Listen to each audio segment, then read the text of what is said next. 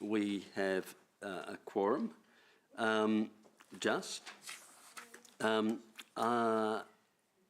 Bit of housekeeping first. Apologies. I have an apology for lateness from Councillor Gallagher.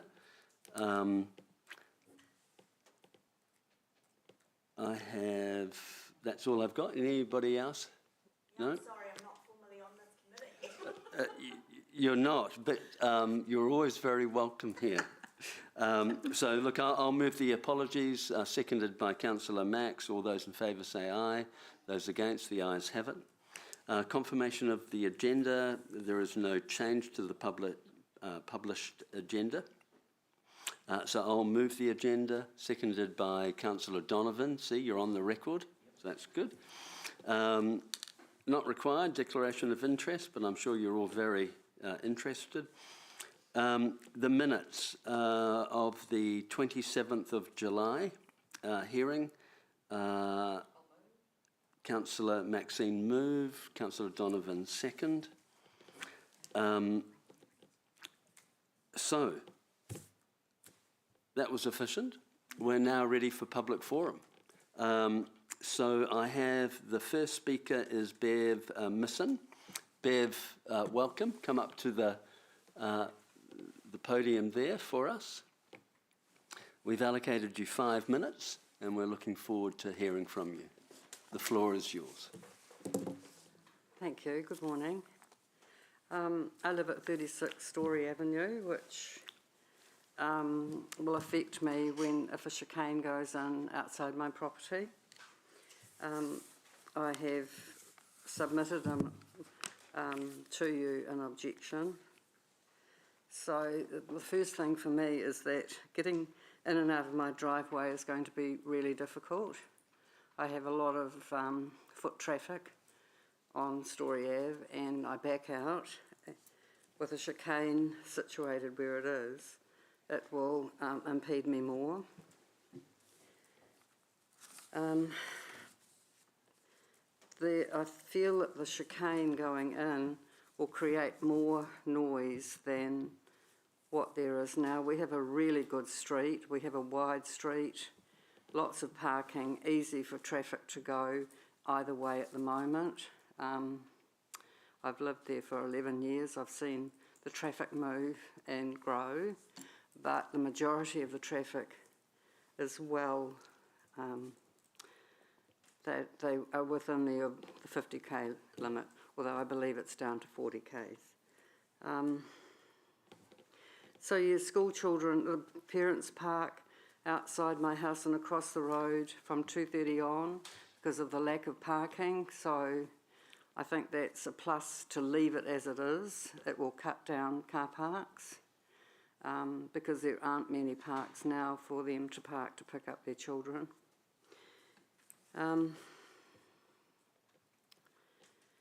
Yeah, that's probably my main points. I feel that, and I read in here where it says, which places human well-being at the heart of our road transport planning. And I just feel that the human well-being at the moment is really good. We have children walking to school.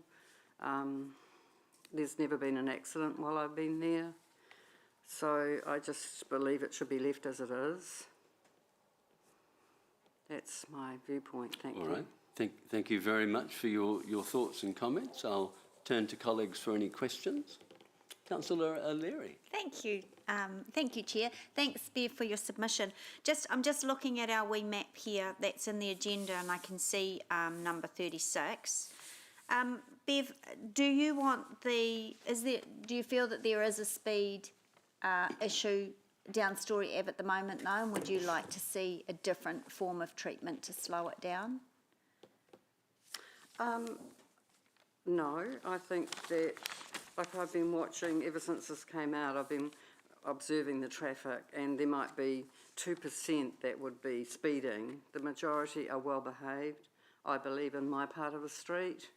There has been an increase of traffic since lots of units have been built there, but I think at the moment it should be left to observe it as it is. Okay, all right. That's great. Thank you. Thanks, Chair. Excellent. Bev, I have no other questions. No, Councillor Max, you looked like you were... I was just about to ask a question. Go ahead. Chair allows. Thank you for your submission, Bev. You're aware, of course, that there will be more and more infill happening around our suburbs, especially where there's a wonderful laws. facilities right around the corner at Waterworld and of course the school, and that there's a real drive to sorry about the pun, to encourage children to walk and cycle to school.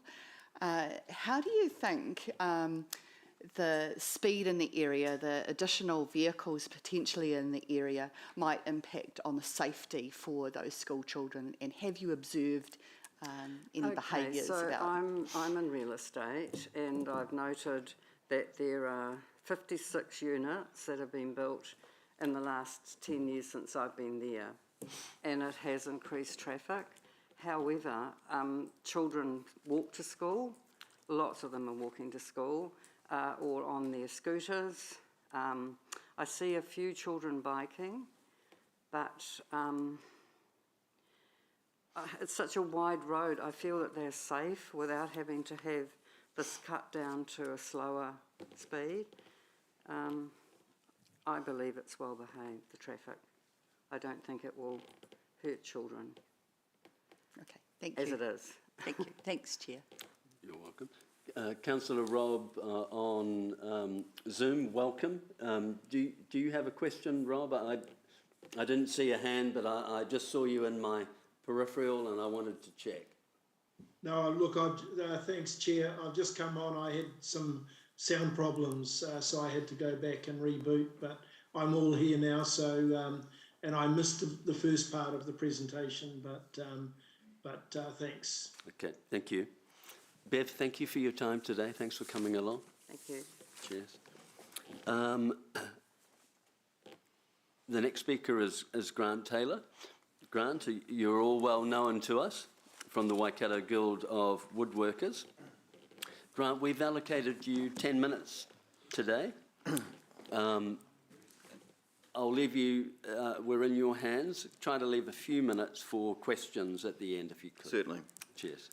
So I think we've already circulated quite well the petition that we've had of 142 people. Our major concern is that it is putting a safety issue for a public facility and at the same stage removing parking access for a public facility. And we also have a disability group and who use our premises twice a week, plus a lot of our members are quite mature and they need easy access when they're carrying large toolboxes, sometimes timber, and also to get access to the hall at the rear. This whole plan actually removes those opportunities for parking outside a public fixture apart from one or two.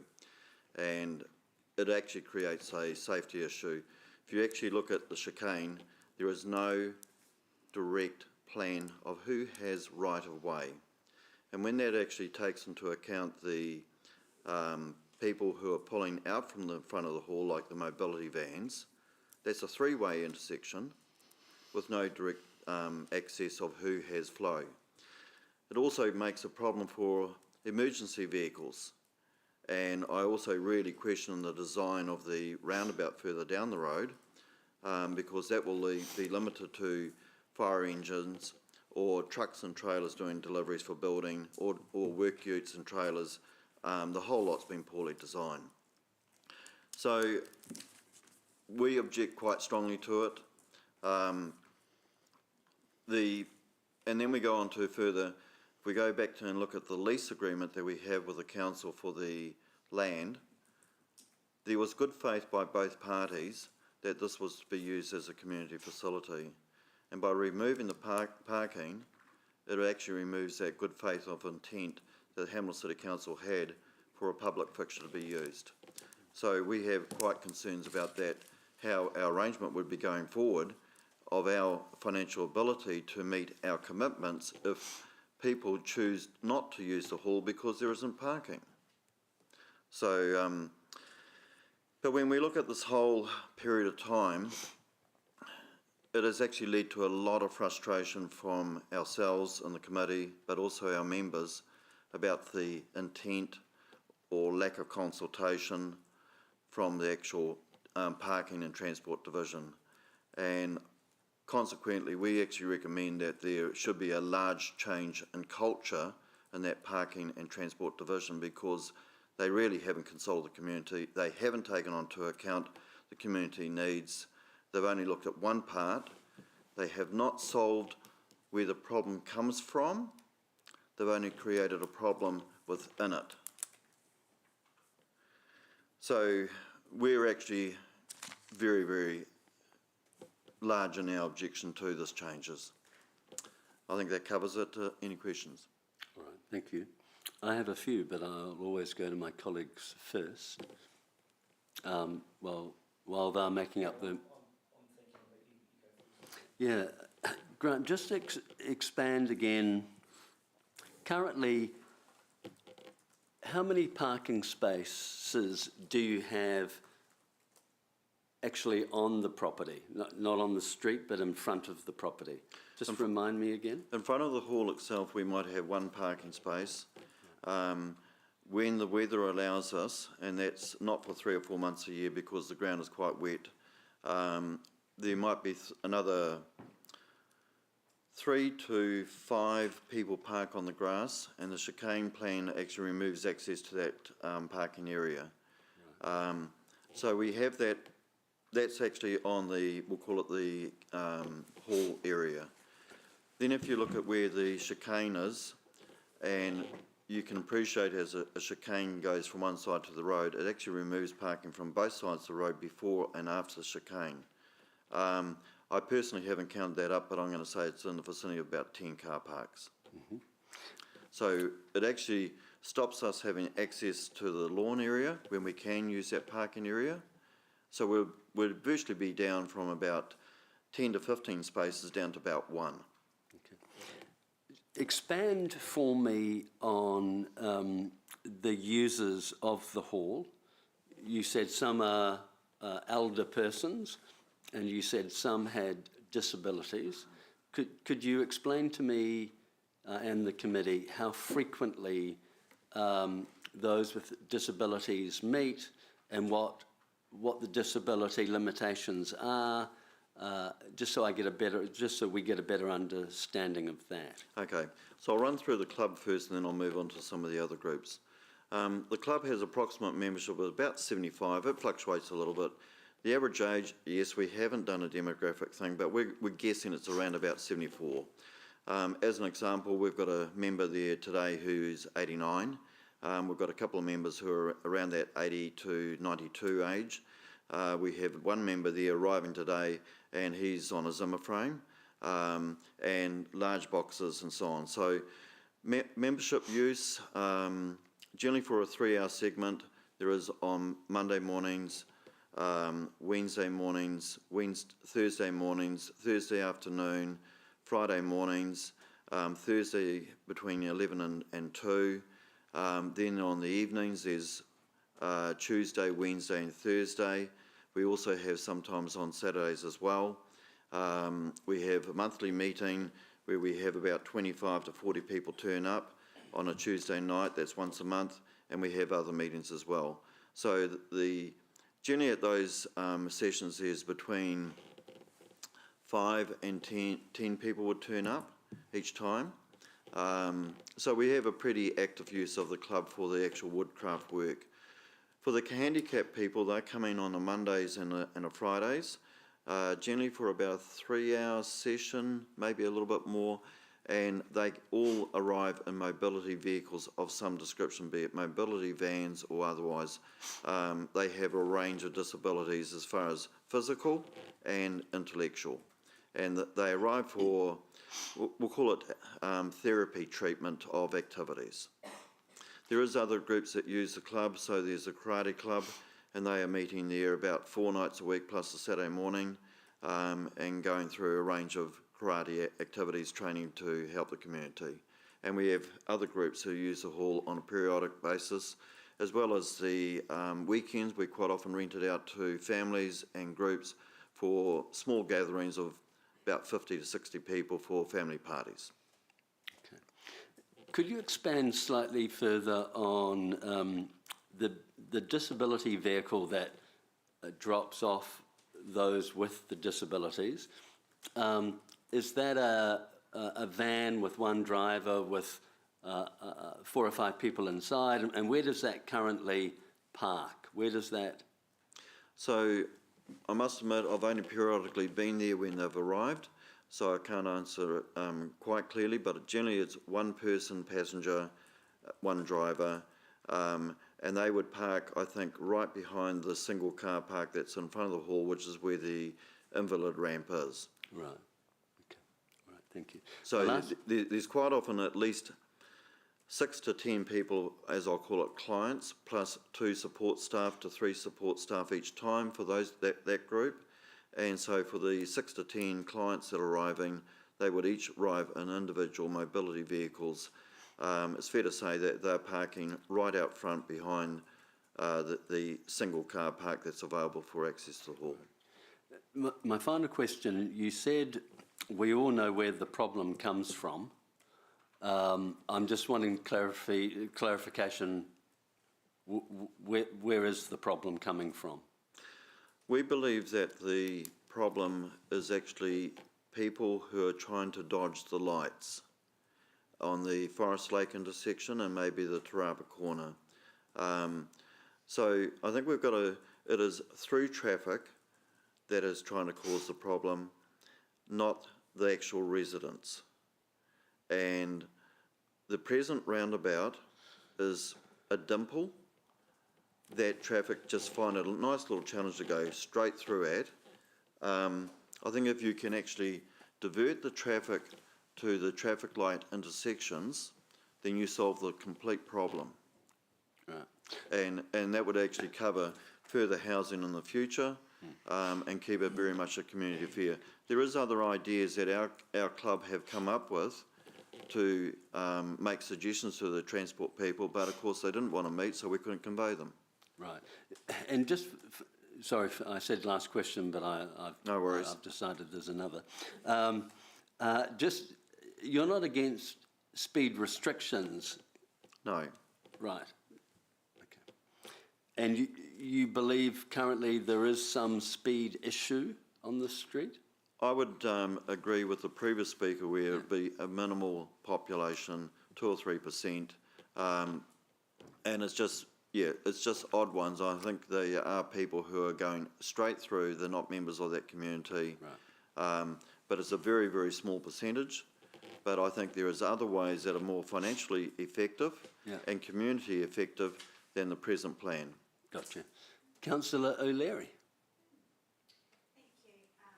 Yeah, one of my questions has been covered off with types of disability vehicles. Just another question that's occurred to me. Grant, is there a situation where there's an extra busy day and the disability vans or taxis that are used have a problem finding a car park to offload their passengers? When they're arriving, we already have a woodcraft session in place. Okay. So the woodcraft workers are in the workshop, Yep. and the disability people are in the main part of the hall. So we actually then have, double up of vehicles. So yes, they need handy parking and direct access out front. Yeah. And so that's what they need, but is there a situation where when they're coming to the facility, perhaps they have to park because it's busy, a bit further down the road? Who did that? Then they should. I think because they're quite often just delivering and exiting with their clients, they're not parking long-term for the 3-hour period, apart from their staff and support staff. Okay, so that's... So the clients, I think, arrive in mobility vehicles, and the taxi, I'll say, disappears again, then comes back about 3 hours later. Okay, all right, yep. Great, thank you. Cool. Welcome, Councillor Gallagher. I've just spotted you online. Welcome. Right, Councillor Maxine. Thank you, and thanks, Grant. Nice to see you again. I understand that the Waterford is on the hall, is that right? And the land is provided by council. Just so we understand the layout of the property, the hall sits a distance back from the road, is that correct? If you called it around about 1 car length back behind the footpath to the hall, that's about it. Right. And is If there if you considered a invalid ramp and going up, it's about that length, so it's not that far. Right, okay. And is there a formal driveway? You talked about 2 driveways. One is proposed to be, So there's, if I may, yeah. sorry, use this. Yeah, as some- good. If this is our hall and this is the road, you have directly one park in here and the invalid ramp. Then we have a curb access over here onto the lawn so people can use the rear of the hall Right. and come onto that area. yeah. But that's not formally paved or, That's formerly what do you call it, concrete curved? Yes. And access. but it's grass that they're moving onto, is that right? Yes, it's grass Yeah. that they're moving on to, which we can only use for about 8 to 9 months a year because of the wet soil conditions. Okay. And are you aware of any restrictions that council would put on you to formally put that into a kind of a car park or an opportunity to, have access to the hall easily for people to maybe drop off their, their heavy equipment and then park and come back? So is that something that you've thought of? If that's the hall, we actually have a triangular section that is owned by the council, and down the eastern side is a stormwater pipe which is buried X amount of feet down, and that consequently would mean that I presume that we could not put paving park over that. Whereas at the present moment being grass area, we can park on that, but if you weren't able to put tar seal over the stormwater pipe, then our parking would be down to only 2 or 3 parks. Okay, thank you. It's really helpful for me. And apart from that, our yeah. club wouldn't have the funds to put that tar sealing in place. We wouldn't have that funds. Okay. Also then, my other question was with regard to your members and others being dropped at the door or being able to drop their equipment easily at the door and then to park and come back for their things. Is that something that the club Yeah. members or others have considered? Just logistically wise, it just doesn't work. By the time somebody takes a heavy toolbox into the workshop and comes back, takes a large heavy piece of wood, say, into the workshop and comes back, and then there's other people doing that, and then to park 20 minutes down the road, or 20 metres down the road, just logistically it doesn't stack up. Okay. And then my final question was with regard to specified parking. You talked about the ability for the disability community to be able to park. Would a specified disability car park make any difference, or a number of them in that area? No, I don't think it is required. But like the last speaker, if the roading was left as the same, then everything accommodates itself pretty well, as it has done for the last 80 years as a public fixture. The other one I'd have to mention is actually the community groups who use it for family parties and that during the weekends, and as you appreciate them delivering food or children or family members, to park 20 metres down the road is another logistic issue. It is a public fixture that should have public parking available, easily accessible. Kia ora, thank you. Thanks, Chair. You're welcome. Councillor Donovan. Thanks, Chair. I can't see it in the notes, and I feel like I should know this, but what's your term of lease on your building? I think it's about 30 years in total, and I think it has another 10 years to run. 10, okay, yep. And what's your membership like at the moment? Around about 75. Oh, yeah, okay, and is it stay pretty consistent? Like, Yes, it is. It always fluctuates. Yeah, of course. Yeah. So it might get down to about 72 and it might get up to about 82, but it fluctuates around that number. Yep. But it is a good, solid membership list. Yep. Okay. All right. Cool. Thanks. Grant, thank you very much. Very good. Thank you. Now, the next speaker we have is Barry O'Donnell.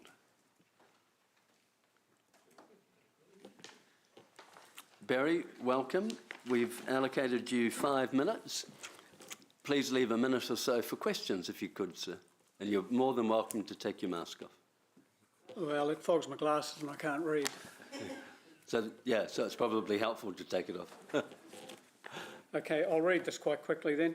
Good morning, my name is Barry O'Donnell. When reviewing capital expenditure proposals like this, I have always considered 3 issues. The first issue, what is the problem that this expenditure proposal is trying to resolve? And you've questioned that before.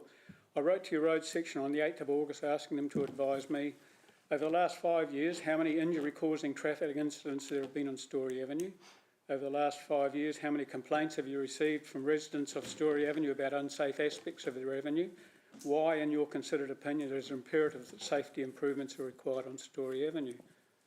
I never received a reply. Though this meets the criteria for an official information request, it was not treated as such. On 10th of August, I made an official request for similar information.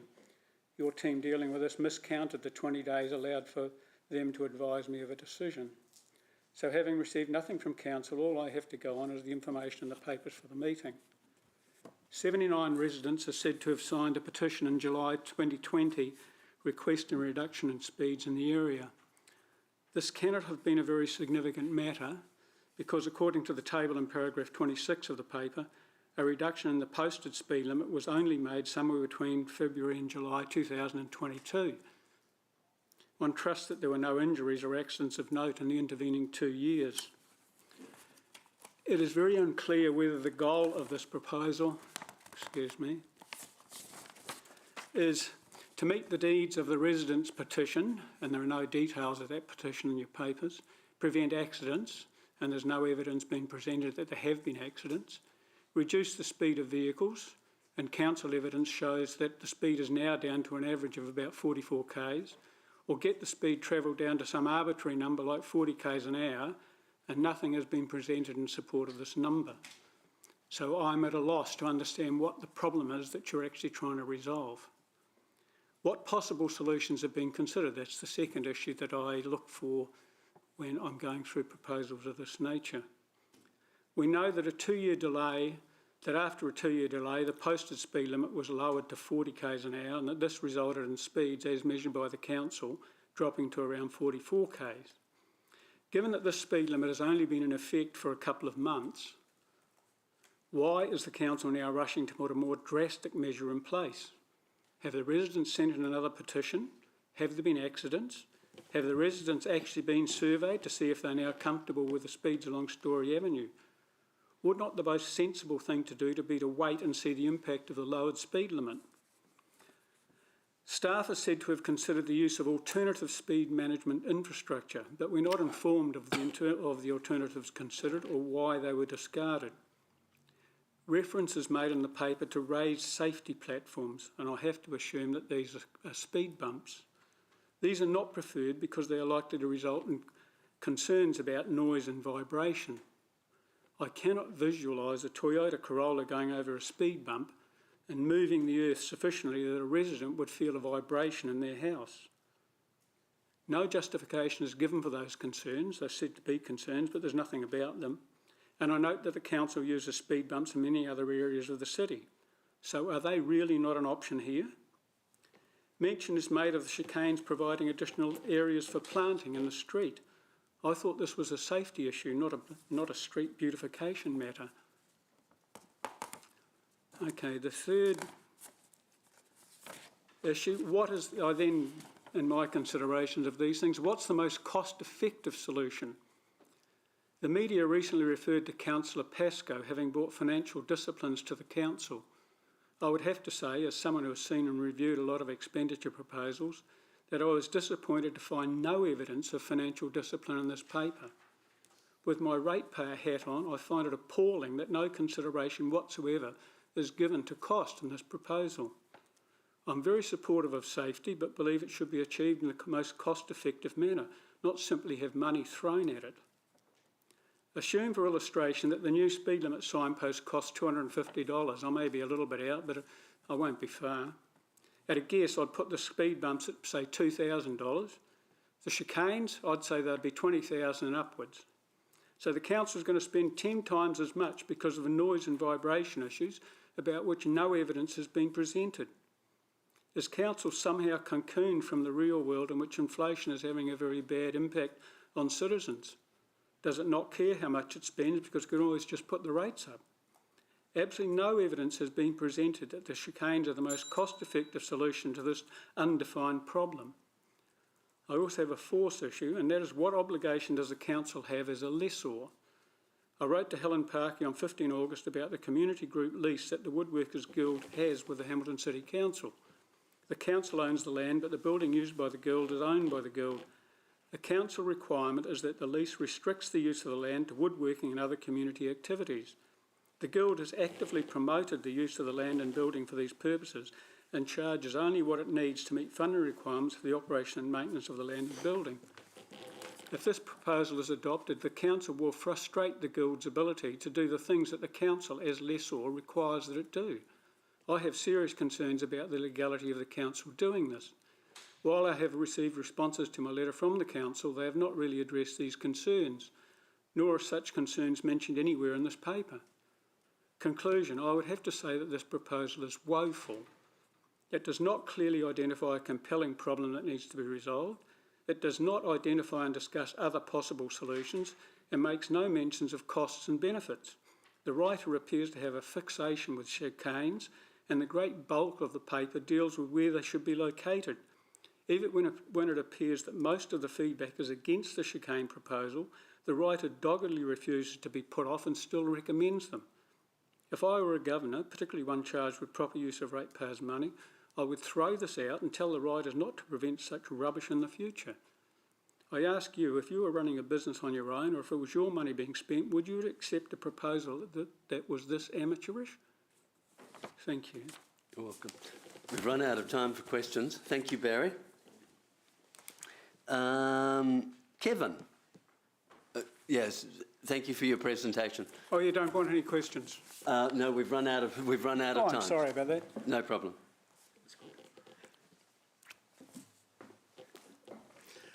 Kevin, good morning. Thank you. Yes, my name's Kevin McDonald. I'm a ratepayer in Hamilton, and thank you for the opportunity to present here. I will read it, otherwise I'll waffle and take longer than the 5 minutes. As a member of the Waikato Guild of Woodworkers and a Hamilton City ratepayer, I am here to object to the proposed chicane and yellow road marking outside number 8 Story Avenue. I am appalled at the failure of the Hamilton City Council staff to listen to some of the concerns expressed about planned alterations to Story Avenue. There may be a need to slow traffic down, but this should not be at the expense of providing safe and easy access or parking to a community facility or existing properties. In fact, the traffic could easily be slowed down with a number of speed bumps, or there's obviously other options as well. In HCC's attempt to control and slow traffic down on Casey Avenue, which I'm quite familiar with, trees, shrubs were planted on either side of the road. All this has done is to give people who like to speed an opportunity to test their driving skills as they swerve in and out around the trees. It also means that drivers speed up to ensure that they do not have to give way to oncoming traffic. The traffic coming towards them has to give way. I have first-hand knowledge with this performance as I visit that road most afternoons between 3 and 5:30. And I believe that placing a chicane in Story Avenue will have a similar effect. I note that in the Guild's response to the original proposal, it was pointed out in a letter to HCC that our premises have been used as a public community facility for over 80 years. 30 of these years our club has used and owned this facility. Your proposal removes any parking outside our community facility. It restricts access to the hall and reduces the ability of our membership and community groups who use the hall to do so easily. The average age of our membership is approximately 75 years of age, with several having mobility issues requiring parking outside and close to the hall access ramp. When members come to our club rooms, most will have large tool containers, boxes, for their use while they're there, and also lumps of wood. Your proposal will mean that we'll have to walk possibly 50 metres or more with all their equipment, sometimes requiring more than one trip back to their vehicle. Our club rooms are in use most days of the week and several nights. The building is also used by a community group who require good access for a number of people in wheelchairs or use Zimmer frames. The proposed chicane will make access for them near impossible, and on wet winter days, a nightmare. The positioning of the chicane outside the hall in yellow lines will partly block access and remove all parking for hall users. This does not make an allowance for disabled parking and access. This is from a council who say they are community focused. In the last paragraph of a letter from HCC staff to the Guild Chairman, Mr Grant Taylor, it says, "This work is part of a minor works program which is consistent with Waka Kotahi NZ Transport Agency and the National Road to Zero strategy, which places human well-being at the heart of our road transport planning. This seems to be contrary to the proposal we are discussing. I know that one of the main requirements of the Hamilton City Council is to consider and foster well-being. It seems to me that there is little human well-being considered in the approach that has been taken, and absolutely no concern for the community. Finally, I would like to add that if the proposal goes ahead, then the Guild's use of the hall for its permitted activities will be severely restricted. Therefore, I urge you to have some common sense and say no to the idea of a chicane and come up with a far better proposal that is in consultation with the community and works for all the community. Thank you. Thank you very much. Council colleagues, any questions? We've got a few minutes. Maxine? No? Nothing from online? Okay. Thank you very much, Kevin. No further questions.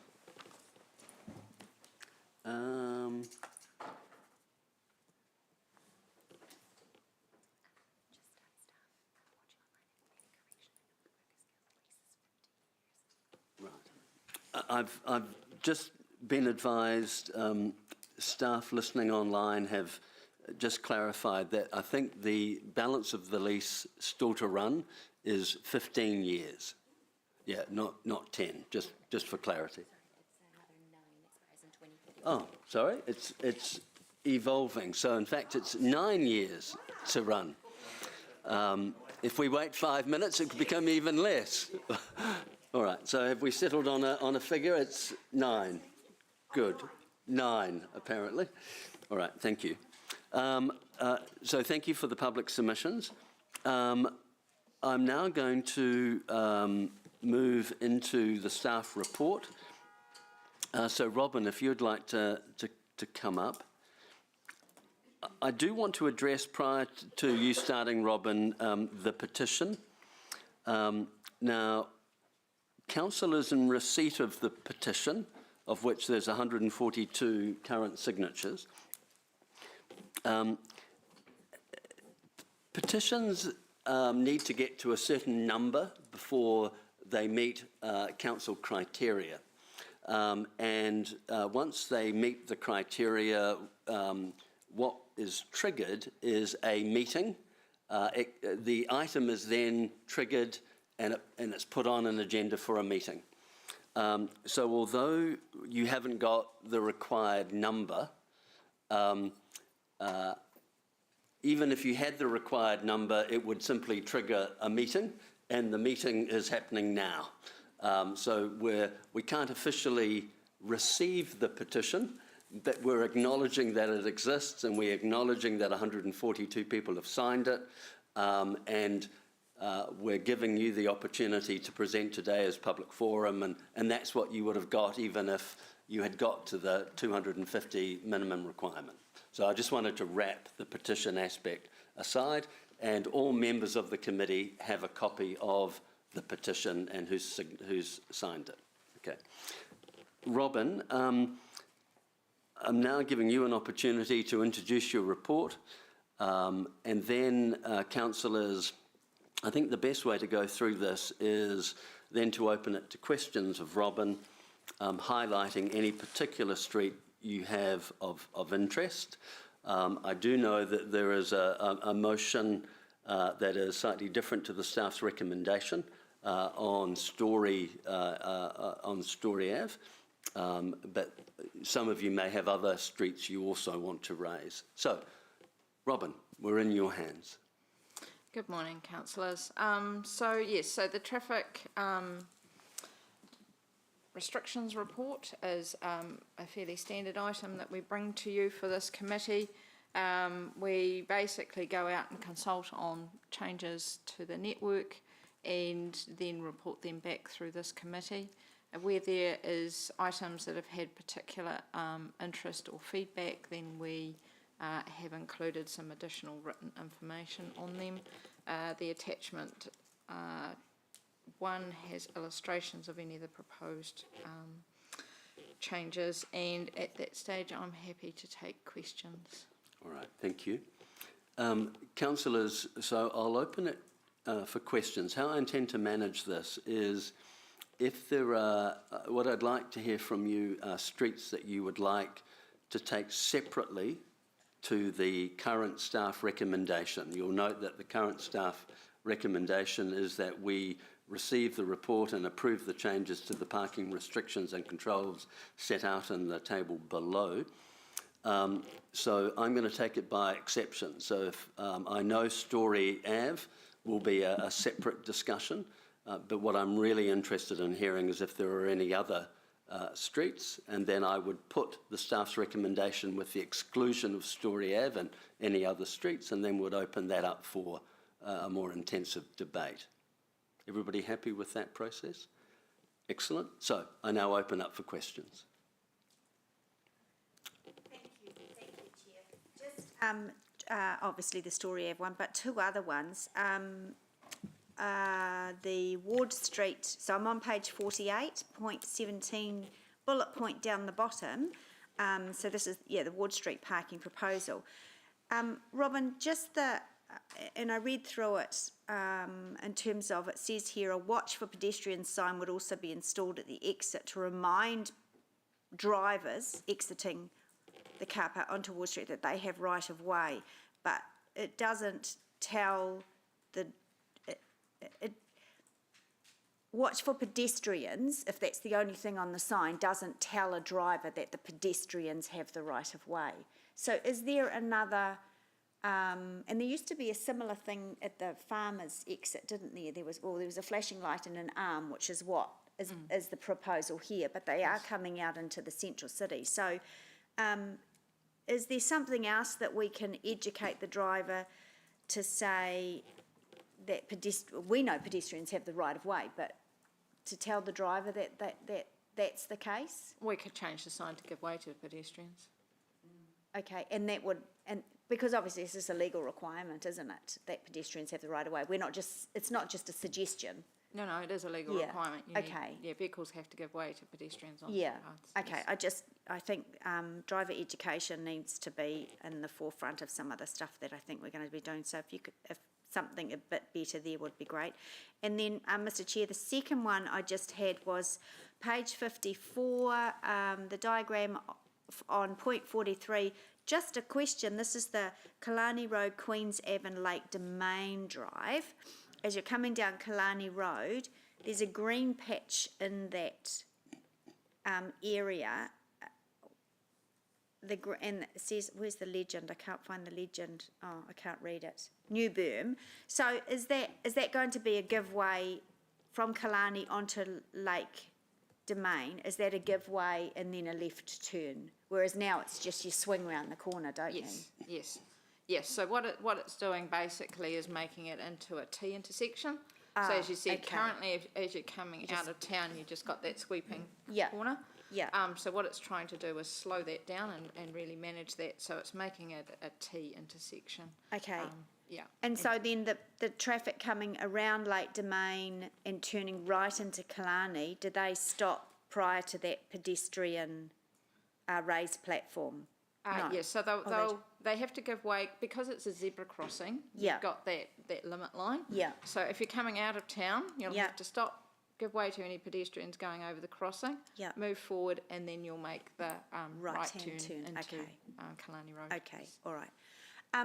Chair, the questions on Story Ave, do you want me to carry Yeah, on with yeah, those? yeah. Okay, thanks, Robin. So just a question on page 50, some clarification on point 28. Second bullet point there, it says a second driveway into the grassed area beside the community facility has been removed, as this only had limited use during the summer. Staff proposed to widen the main entrance to maintain access to the grassed area.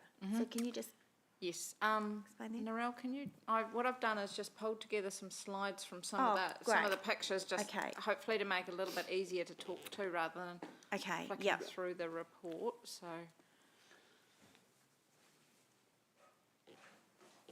and thanks committee members for indulging me. I know I'm not on this committee, but I did, Barry and Grant did, and Kevin reached out to me a few weeks ago, so I've been out there and been involved, which is why I have a plethora of questions. And in this chamber, you're always very welcome. Thank you. You're a senior statesman here. I am. Narelle, I think it's about the second to Statesperson, I last guess. picture has a view looking into the actual Into the site. property.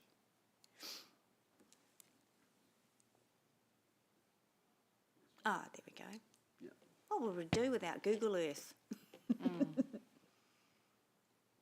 Okay, so it hasn't come up quite as clear as we hoped, but anyway. So just to talk you through, I guess, what we're proposing to do here.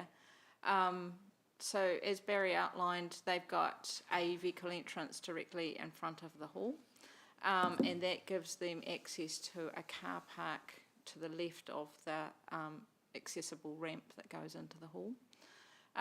The gap currently where we've got proposed car park bay, there's actually not legally quite long enough for a car park to park there. So what we're wanting to do is alter that to make that a legal car park. We then want to widen the entrance to the right-hand side as we're looking at it, so that access to that grassed area can happen there. So while we're taking out Oh, I see. the second driveway, we're not proposing to remove all access to that grassed area. The idea was to widen the other access to enable that. And that could potentially then allow for another area to be adjacent on the right-hand side of the ramp, but also to gain access to that grassed area. Okay, so to the left of the accessibility ramp will be, you're proposing to put a proper, No, on the street. property, on the street. On street, we'd have a car park. There's Okay. already a metalled area to the left of the accessible ramp. Yeah, okay, Widening the driveway would enable you to put something on the right-hand side, but also gain access okay, to the grass. Yeah. And the other thing that we were looking at was changing that vehicle access to be more like a pedestrian cut down. yeah, Because the observations we've had is often when the mobility vans, etc., park, they actually park across the drive on the road, and then they're getting wheelchairs and walkers and that sort of thing up. So that would get rid of that lip and actually make that a little bit easier to Yeah. happen as well. so the extra on-street, by widening the driveway, the extra on-street car park that's there, could that be if the Guild felt it was needed with consultation with them? I'm thinking about our principle 2 under our new parking policy, that's about prioritising road space. Could that be a mobility park so that it's bigger, wider? Because we heard it from the public forum that it sounds to me like the majority of disability people are dropped off in those large vans, which often either have, the side exiting or rear exiting. So you could, I guess the thing would be to check is if those vehicles are actually parking there and staying. Or- If yeah, they're just which- doing a drop-off, then actually them pulling up in front of that sort of driveway area probably works quite well. And if we can make that cut down a smooth one, Yeah, that will make it even easier okay, to yeah, operate. okay. So yes, we could, but I would suggest that we do some more Yeah, work yeah. before we determine that It's, that was. yeah, Yeah. I guess the intent is that safe embarking and disembarking off a mobility vehicle. So we got, I'm just trying to get clear in my mind, so we got the petition in 2020 and we heard in the public forum the same points. We, normal process is, and that's why this committee exists, is we get some complaints from an area, we pop in the speed trailers, all those thingies across the road. We did that, and the speeds weren't showing that there was an issue, even though residents said back in 2020 that there was. We went ahead still and we changed under the Safer Speeds Management Plan anyway to 40 by obviously posting signs somewhere or something on the road. So why then have we continued with a proposal to have an on-ground treatments? If we've already, if I guess my twofold question, Robin, it didn't look like there was a problem to start with despite perception, and then now we've changed the speed limit in the area anyway, there's still not a problem. So the petition that we received back in 2020 was regard to speed. Yeah. And general behaviour. Unfortunately, you know, the way the timing works, having the funding to deliver the safer speed areas and that lower 40 Ks, you know, that funding was committed, so it popped into the next financial year. At the time of completing the consultation on the 40K change, which was considered, this committee actually considered that proposal, and we had a large number of submitters from the area come in support of that speed limit change, but also strongly requesting that there be some infrastructure put in place to support that. Okay. And it's the balance that we always have with these areas is trying to provide enough infrastructure to reinforce without Yeah. throwing lots at it. Yeah. Now, both stakeholder organisations in the written submissions, Bike Waikato and Living Streets, and they are regular stakeholders with the council, oppose the use of chicanes for mainly safety reasons. I really value their feedback. So why would we go ahead and put chicanes in? I think one of them even said they were like suicide lanes because the bike just comes out in front of the traffic after being and accessing the chicane. So we're still working through that with them. We believe that with the lower speeds and the width that's available, that is okay, and we've been utilising Martin Parks and Honours input into that. So it's not something that we've ignored. We've actually, done that further questioning. The big thing is about just getting lower speeds in these areas, and that's the biggest safety benefit that we can get for all users. And last question, thanks for your indulgence, Committee and Chair. You're welcome. I thought that we didn't particularly favour chicanes anymore. I thought that they were a speed treatment from, say, a decade ago.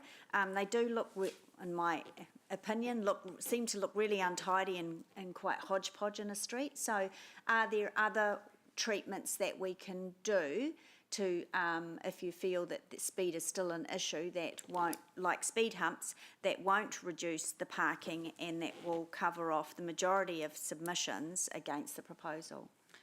So speed humps were considered, particularly at the location outside the Woodworkers Guild. We had some concerns based on previous experience where we've had a raised platform or a speed hump near a stormwater line. So we do find that stormwater line creates like an echo chamber, and so there is noise and vibration even worse than other locations.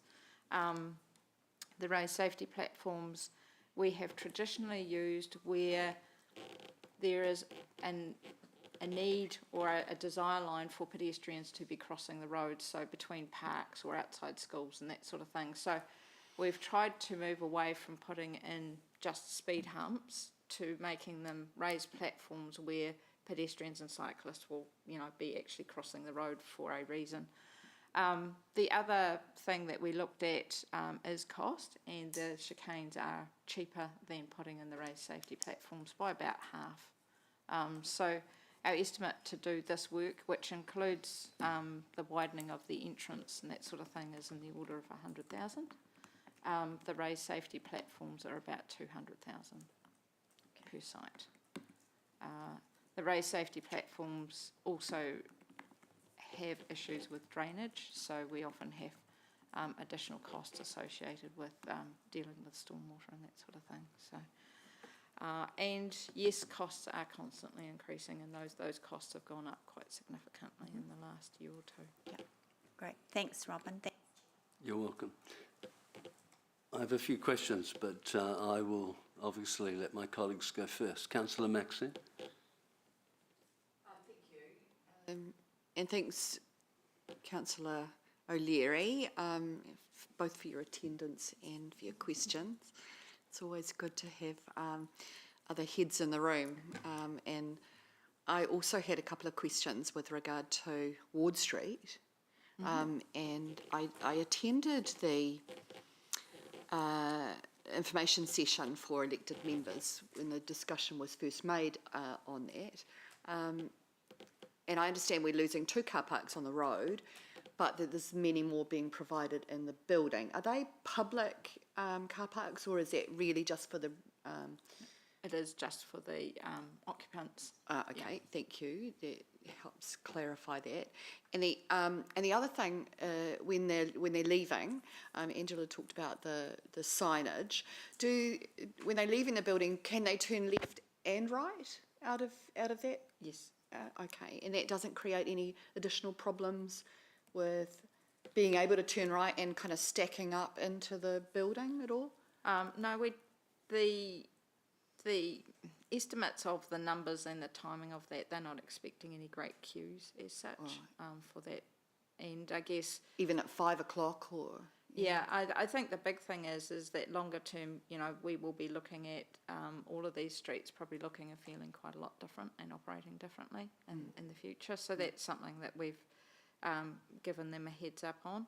They have in their design set it up such that it's relatively easy to retrofit that parking into office space. So traditionally your car parks are not as tall as an office space, but they're building it at that office space type height so that it can be retrofitted in the future.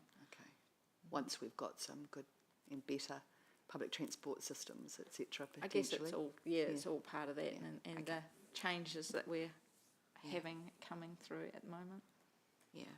And then finally on Ward Street, the 2 car parks that are being lost, they're not any specialty car parks for police or mobility or other? No, they're just general parks. Regular and general if, parks. if we'd had any special use, then we would have looked to relocate and still allocated additional space for that. But in this case, no, they're just standard car parks. Okay. And I note that potentially $200 and something a year in revenue loss from those parks. Yes. Okay, thank you. That's Ward Street for me. Thank you for that. And if I could just move on to Story Ave. The school is a part of the environment there, isn't it? And that my understanding was that we were lowering the speeds to 30 around school areas. Will that be part of that 30-kilometre So proposal? perhaps if we can go to, I think it's the second slide that has the overview. Sorry. Yeah, that's the same one one. I've got. Yep. Yeah, So the yellow area shows the Forest Lake School. yes. So what we've been doing is in preparation for the 30K school rollout, which we're hoping to do all schools in one hit in 2024. we've been looking at where the extents of those 30Ks would be, and are now just starting the consultation and engagement with the schools and how that works for them, noting that, you know, a lot of schools have multiple entrances and that sort of thing.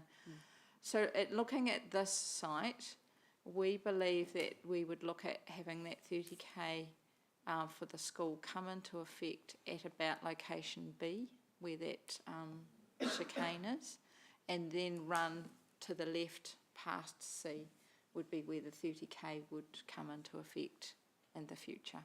So that was one of the other reasons why we were looking at locations for these chicanes or speed controlling devices, and looking at that future planning as well.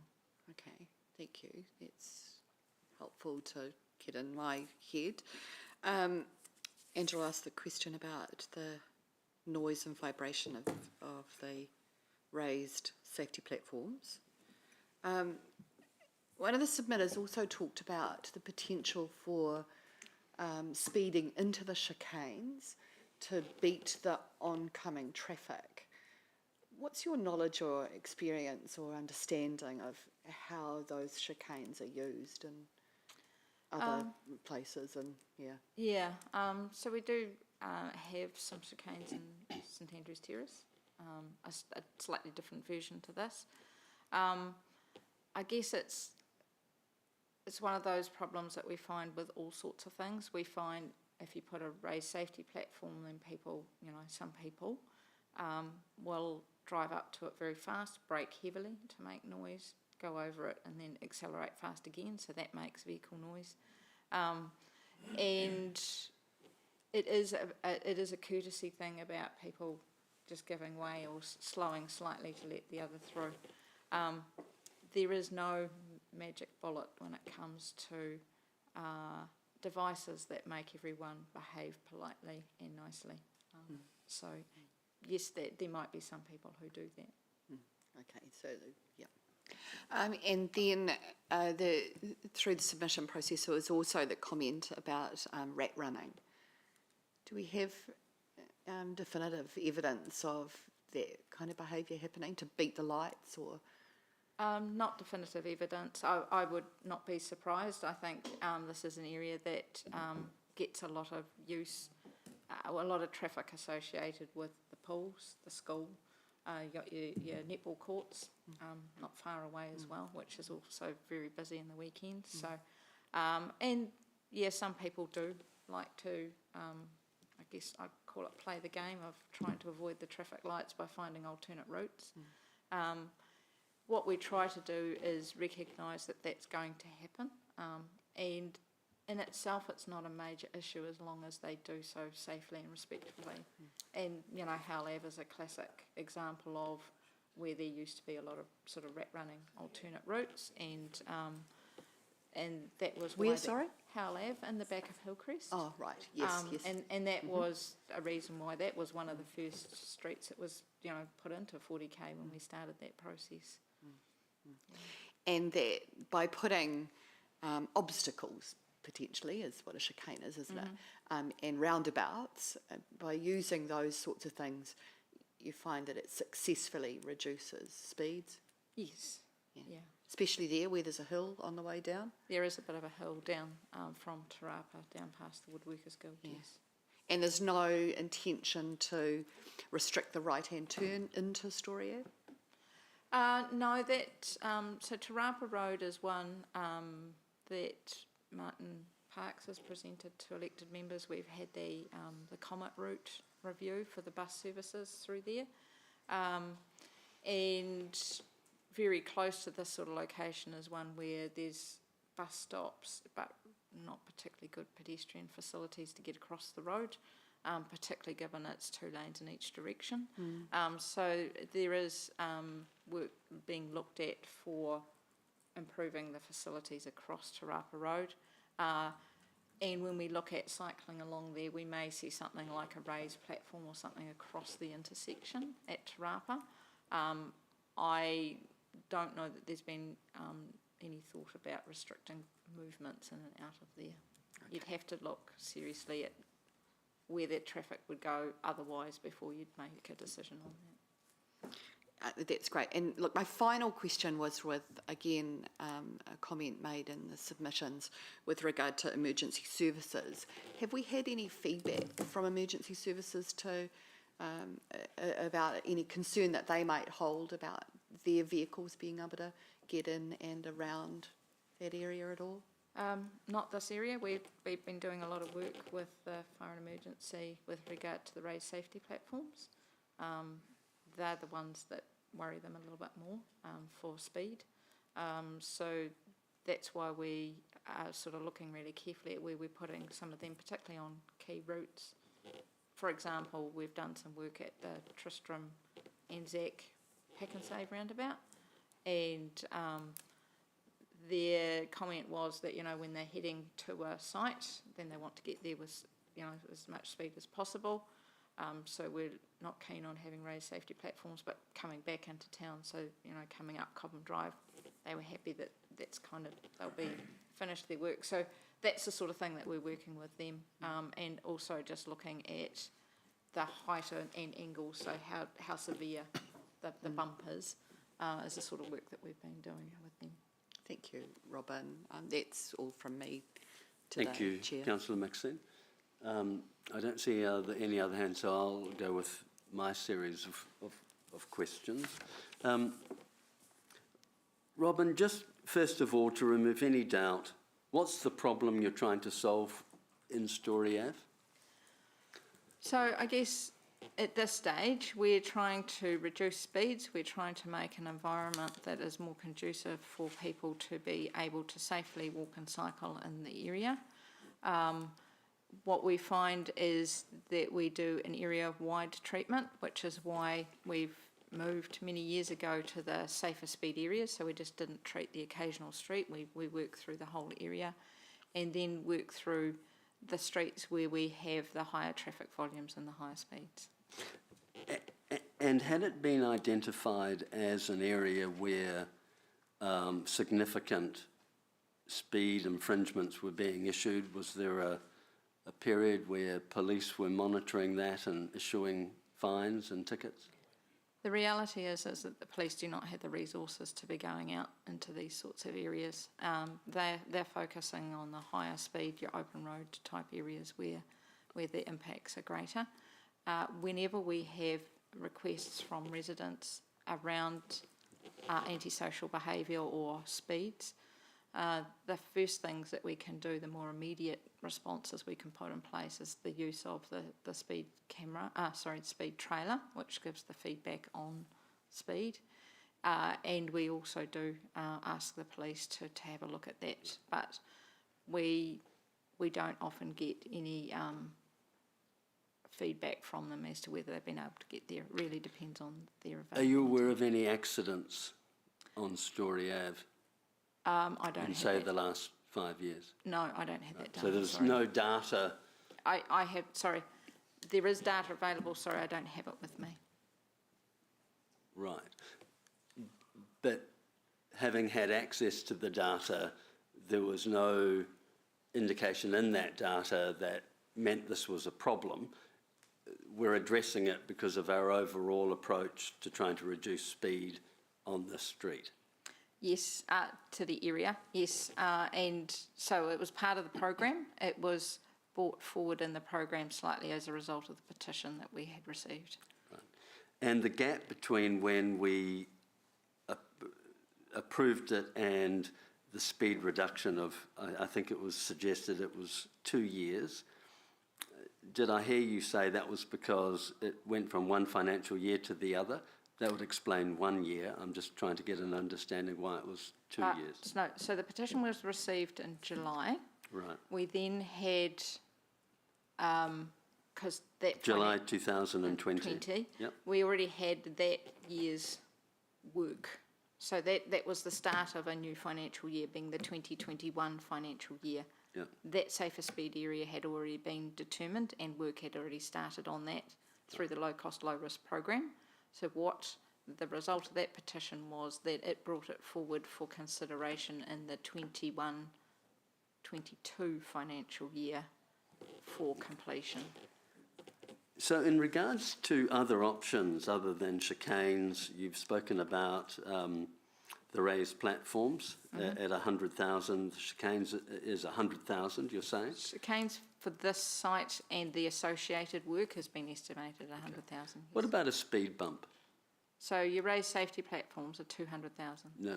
But rather than the raised platforms, we have speed bumps in other neighbourhoods that are the lower yellow and black ones. What cost is that? So you're meaning the plastic sort of style? Yeah. We don't put them down on roads generally because they don't last. They're basically bolted to the road and they don't last very well. I seem to They're drive also- over a few of them in the street, so if we don't put them down, who put them down? I'm sorry, I don't believe we have just the plastic ones put down. Robin, can you just confirm if we do use them, they're temporary? As an so- example, like Ross Trevor Ross Street. Trevor Street, yes, that was a short. So in terms yeah, of and we've- temporary until a Yeah. permanent solution Yeah, is able sorry, to be put in yes, place. yeah, thank they you. are a temporary. You'll also find that they are very abrupt, so the likes of Ross Trevor Tristram, where people are coming to a give way / stop, depending on traffic, they're going very slow anyway versus this sort of environment where there are higher speeds. My understanding is currently the latest data we have is the average speed is 44 k's an hour, Correct, yes, and our target speed outside the Workers' Guild is going to be 40. yes, 40 or lower, Yep. desirably, yes. So this is over 4 kilometres an hour. These additional improvements are to reduce it by another 4 kilometres an hour, the average speed. Yes, they are. It's also in anticipation of the recently released speed management guide, which is indicating longer term areas such as this, all of the speeds will be 30k. Right. So while we've been introducing 40k through our safer speed areas, the guidance we're getting is that they should be all moving to 30k longer term. Okay. Just turning our minds now to the consultation with the woodworkers, the Guild of Woodworkers. There was a suggestion that there's been no consultation, or whatever consultation, their advice has not been listened to.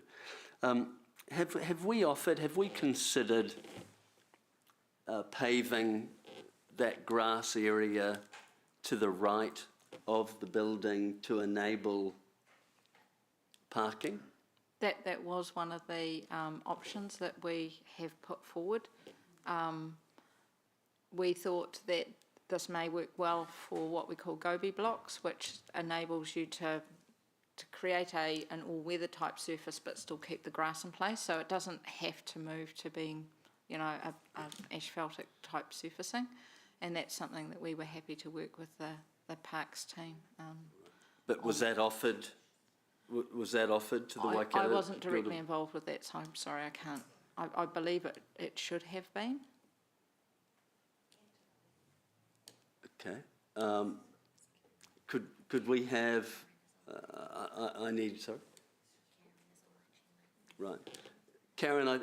Apparently you're online. Can you give me an answer to that question? Can you hear me? I can now. Yep. Yeah, so the Parks team fed back to Transport about their Globy box option. So they would be happy to look at that option, but so the Parks team haven't worked directly with the woodworkers, just through the Transport team. So just so I'm clear, we internally have spoken to each other, but we haven't spoken to the woodworkers. I'm not sure if the Transport team have spoken to the woodworkers about the option that we discussed with them. Okay, how many car parks would it make? If we go Gobi, gosh, new language. Gobi blocked it. How many parks would it make?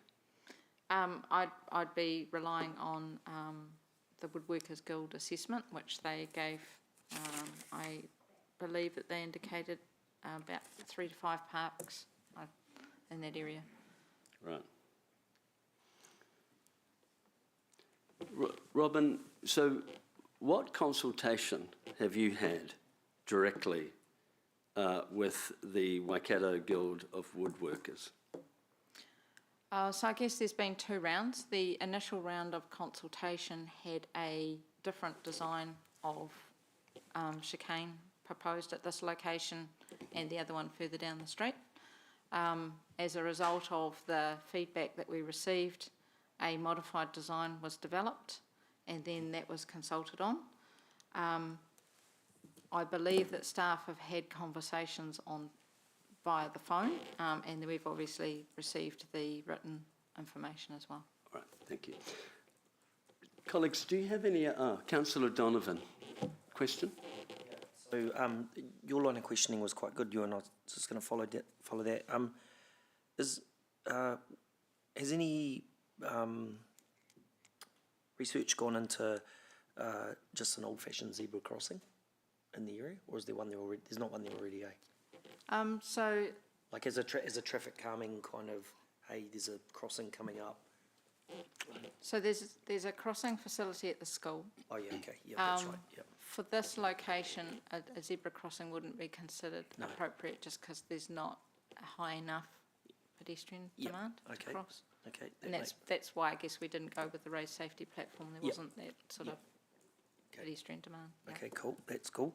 My second question then is, have we followed up with or consulted with other residents where the chicanes have gone in as a result of public feedback that says we need something to calm the traffic in this area? Like, so did someone say Howlav? I think. Howlav has, so chicanes are not something that we've used more recently. St Andrews Terrace is. I was going to say Yeah. I travel that way to the golf course, and yeah. Yeah, we have, I mean, the use of the raised type facilities has been kind of the go-to. Right. Okay. We know that it has some adverse effects in some areas. This particular location, because of the stormwater line, was the big thing that's kind of why we didn't go down that path. Yeah. Because we do know that that big pipe under the ground creates those. And you may have mentioned it before, but is there any evidence to suggest how drivers think and react to chicanes? Because I've got a thing in my head. Not that I'm aware of. Right. Okay. So boys who drive, and I'm only speaking on behalf of men who drive cars, will often. This is not a question, so I hope this is okay. But you often see a chicane as a challenge to try and race through it. So I'm just wondering if there's any research that suggests that they actually do calm traffic as much as what we think they could. I think for everything that we deal with, it's almost the 80-20 rule. Yes. 80% of drivers are calm, courteous, patient.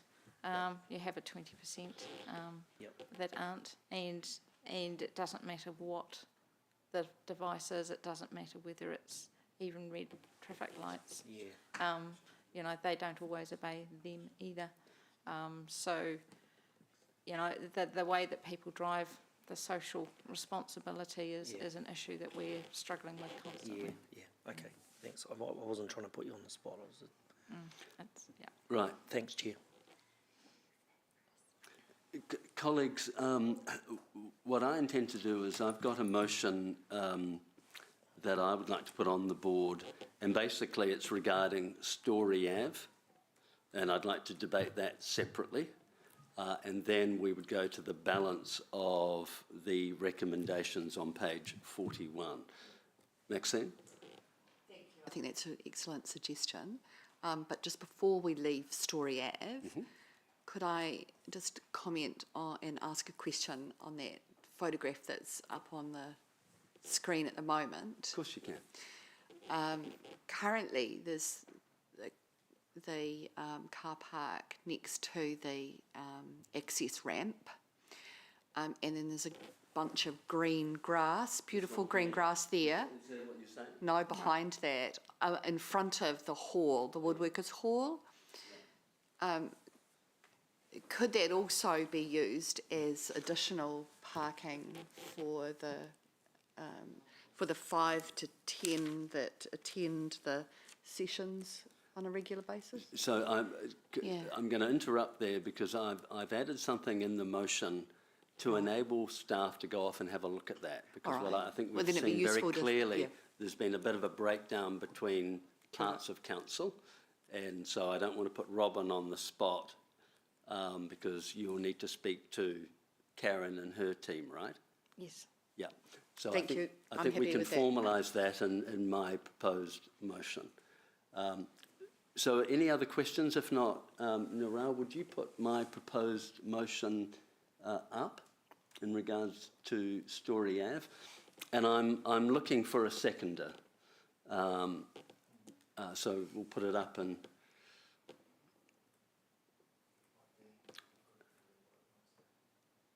Now, I have to acknowledge Councillor Angela's hard work on this.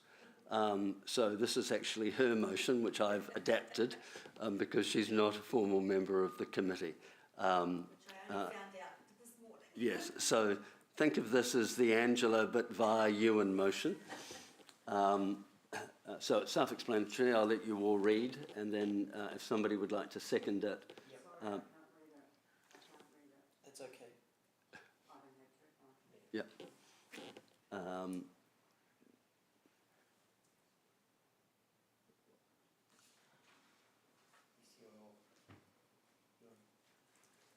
Thank you.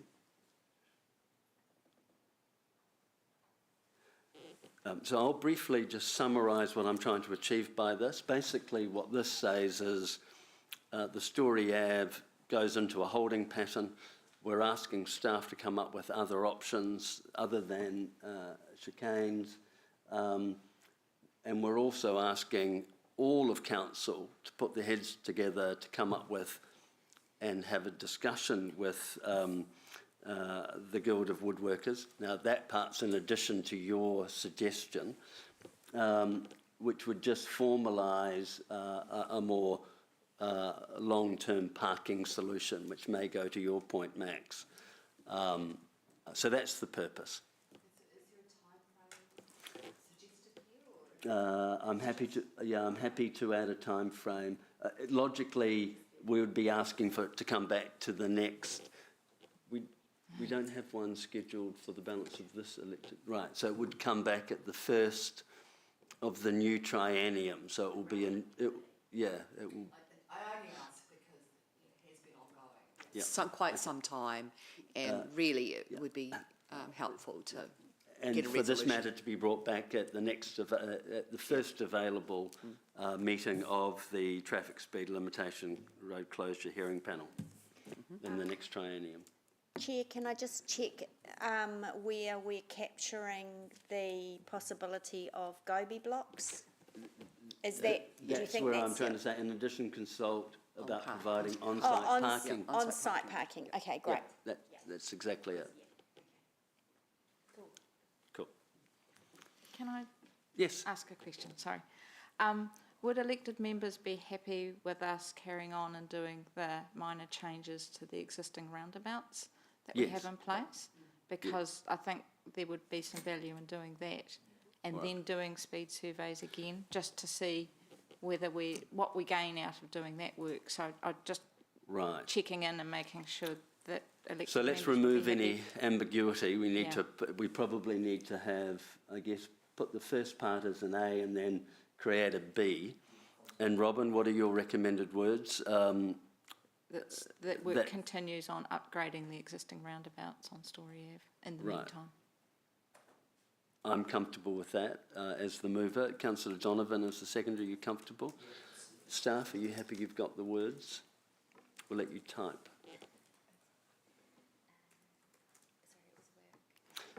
Robin, would you repeat the words for Narelle? Continue with the upgrading of the existing roundabouts in Story Ave.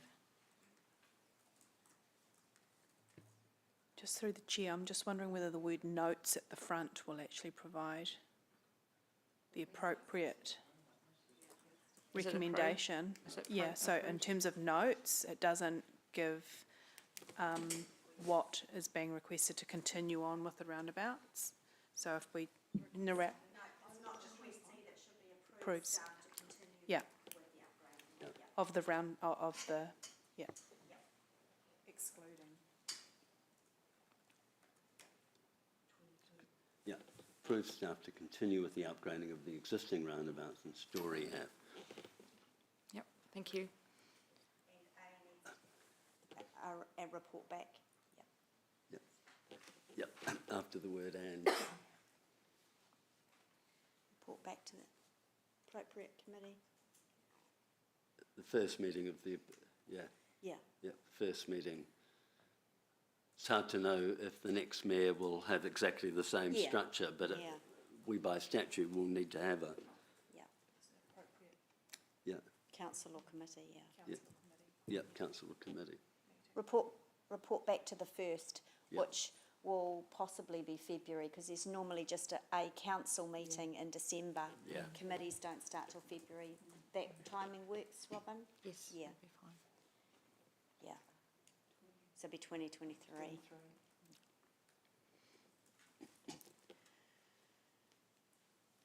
Well, thank you, colleagues, for working this through.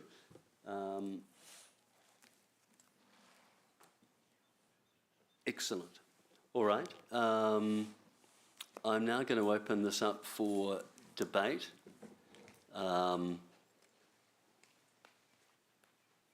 I, as the mover, I don't think I need to speak to it.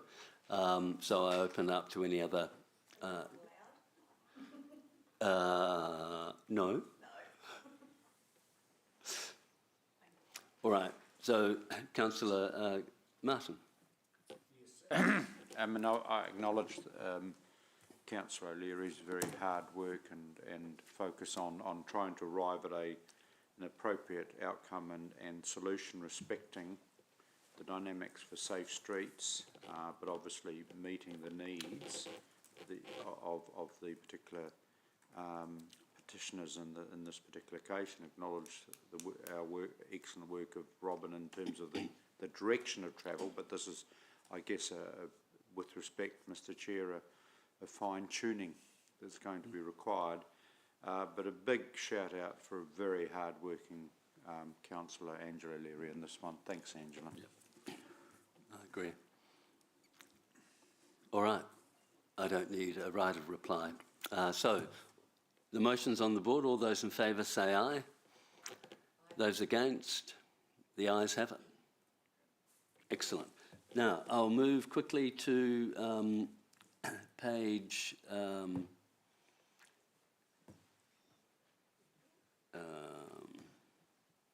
page 41, and I'll move the staff's recommendation, A and B. Now, I guess we'll need to remove Story Ave from that, correct? Yep. All right. You happen to say, thanks, Maxine, that's second. Any debate? Councillor Martin? Compliment Robin and the team. These are all incredibly logical, and I know these involve naturally a micro detail, so the time they get to us, this is a fairly easy 5 minute, but we're blessed to have a excellent hard-working staff, and of course I will absolutely miss this committee. Yes. Excellent. Councillor Donovan? Yeah, thank you, Chair. Just support Councillor Martin's comments. It makes our life a lot easier when you've got good people putting in the hard yards to bring the information through. That makes our decision-making a lot more seamless. So shout out to Robin and the team. Well done. Excellent. All right, councillors, I'll move the motion. On the show of hands, all those in favour? Those against? The ayes have it. Right, item 6. Hamilton City Speed Limit Bylaw Register of Changes. So, Robin, I'll let you introduce your report. So this is a regular item, ongoing speed limit changes. In accordance with the speed management plan, which was recently adopted by council, we have a few sites proposed again this time. So we have the Clarkin Road shops, which has already got the built environment and work all completed some time ago, so that's just reinforcing that. There is primarily a cycling walking project near to the Claughton Showgrounds, picking up previous work that we had done at Te Araha Grey intersection, so 30k in that area. We have some new roads that have been invested in council as part of the subdivision out in the Greenhill area. And then we've got two projects which we are basically, we don't know the exact timing of when they're going to be finished. So you've got the North City Road Rotorua Village work, picking up the changes that are happening there. And then the Borman Road Horsham Downs area. So they're works that are, excuse me, contracts underway. Various parts of work will be finished over the next few months to years. This is approving those revised speed limits, and those limits will come into effect and as part of the completion of those works. And I'm happy to answer any questions. Excellent. Colleagues, we open it up for questions. Councillor Gallagher. Basically, they apply, it's a rolling, we approve today, and then you have the executive discretion as to when. Where there are sites where there's work to be done, Yeah. they will come into effect with that work, so the signage So it's will not be a blank included. year, so Yeah. as a flexibility Yes. around there. And in terms of, like obviously, forgive me, the increasing use of the 30k, which obviously support, that's again a whole lot of education and street design that motorists suddenly get that. There's going to be sections of the 30k in the key areas, so that, like Bankwood and, Yes, I guess it's part of the ongoing work we're doing with those higher numbers of pedestrians and cyclists, and the schools program will follow later as well. So and big comms strategy, sort of comms strategies, obviously comms strategy. For the schools one, we certainly getting to change yes. behaviour, like Yes. the behavioural change. Yeah. Thank you. That's great. Thanks, Councillor Martin. That was the last question. Councillor Roll. Yeah, thanks, Chair. Robin, just a question on the drops from 50k an hour down to 30. And I know the Clarkin Road one quite well, and it'd be pretty difficult to get up to 50k in and around the traffic islands and where the speed humps are. But I'm looking here at page 95, which is the Claudelands Road map, and Heafy Terrace, Grey Street, Te Arawa Street. How successful do you think the uptake is in dropping the speed limit from 50 to 30, rather than in some areas from 50 down to 40, as maybe a first step? In terms of being successful in having, motorists dropping those, and indeed cyclists also dropping their speeds down to accommodate that. The Claudelands one, I wouldn't be proposing to lower the speed limit with the way it is out there currently.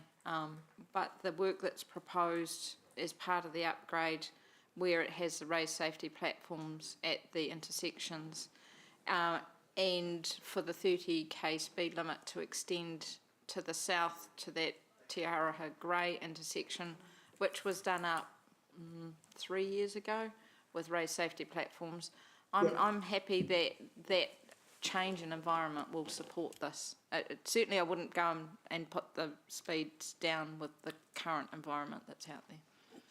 Okay, so really the intent here is signalling that this is what it will happen, but it will happen when it's appropriate to do so. Yes, as part of that physical work, yes. Yeah, okay. So is there physical work planned for Claudelands Road, is there? Because Yes. that's fairly fairly major. Does that include the bridge too, does it? Or does it only include the area up to the bridge? It It builds, must include the bridge too, doesn't it? no, there's no additional work down Claudelands Road per se. This is primarily in Grey Street Oh, so that's and the railway I see. crossing, yeah. Yeah, look, I've misread that. That is already existing 30K Yes. along there. Yeah. Yeah, okay. Do we have evidence that shows that that's working? At 30K along there? Because it is a road we monitor quite a bit, isn't it? Yeah, the speeds have certainly dropped significantly through there. I think that this work will also help with that whole environment in that general area, and help with, you know, at the moment we've kind of, you know, and this is something that elected members have been concerned about. We had a section, being Claudelands Bridge, set up for cyclists, but it wasn't necessarily easy and safe to get there. This will be a really important piece linking to that. Thank you. Thanks, Chair. You're very welcome. I have no... Oh, yes, I do. Councillor Maxine. On the back of Councillor Robb's questions, and with regard to the part of Grey Street from Te Aroha, where the roundabout is, you've got that section at 30, and then it goes back presumably to 50. That's the dip down, isn't it? Does that go all the way to the school at... At 50, yes, it does. At 50? Yes. Yeah, right. Yeah, it does currently, yes. Right.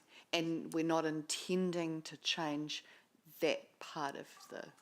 No, it does, not in the dip, but once you come up the dip and you get to the next School sort of area, it school goes area, back to 40. That has a variable 40, which will become a 30 in time.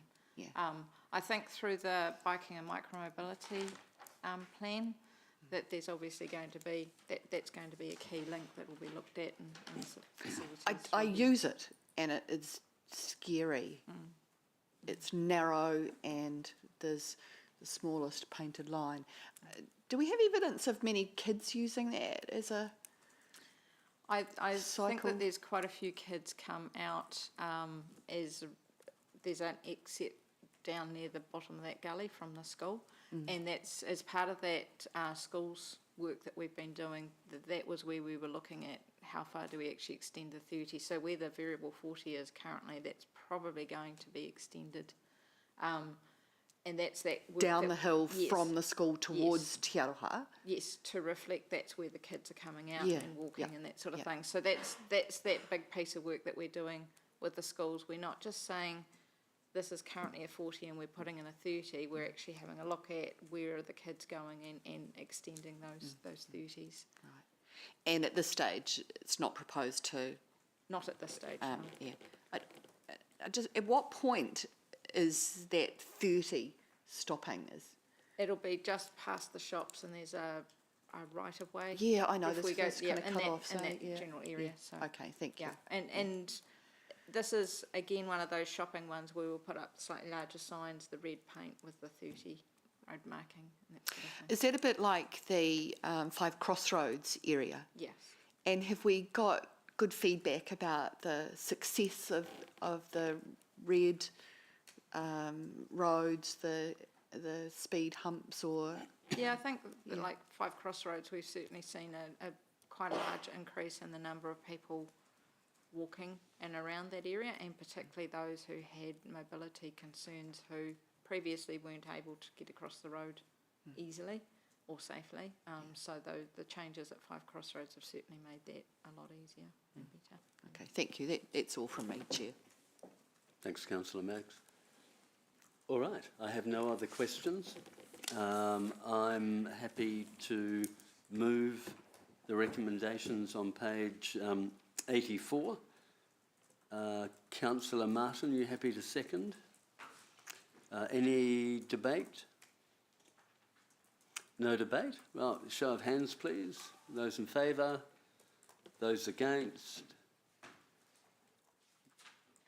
The ayes have it. Thank you very much. That brings the meeting to an end for this triennium. Thank you very much, everybody, for your hard work. Really appreciated. I see there's a little bit of baking in the room, and that's from Amy. And we'd like to get a photo, if we could, of all of us to finish the term. So how about if we jump in front